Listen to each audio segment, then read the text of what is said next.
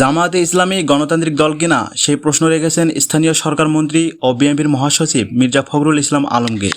রংপুরে বিআরটিভির বিভাগীয় কার্যালয়ের উদ্বোধন শেষে তিনি বলেন, যারা বিএনপিকে ফ্যাসিবাদী বলেন তাদের জ্ঞানের অভাব রয়েছে। সংগ্রামের মধ্য দিয়ে জনগণের ভালোবাসায় তাদের ভোট নিয়ে আমরা আজকে সংসদে 2/3 আসন লাভ করেছি, সরকার গঠন করেছি। একবার নয়, বিএনপি পাঁচবার রাষ্ট্র পরিচালনার দায়িত্বে এসেছে। সুতরাং বিএনপিকে যারা ফ্যাসিবাদ বলেন তাদের হয় জ্ঞানের অভাব আছে, অথবা তাদের মাইন্ডসেটটা এভাবে তৈরি হয়েছে।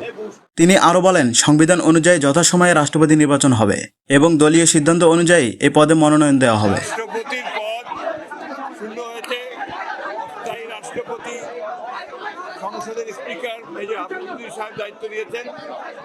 সংবিধান অনুযায়ী যথাসময়ে রাষ্ট্রপতি নির্বাচন হবে এবং দল সিদ্ধান্ত নেবে কাকে সেখানে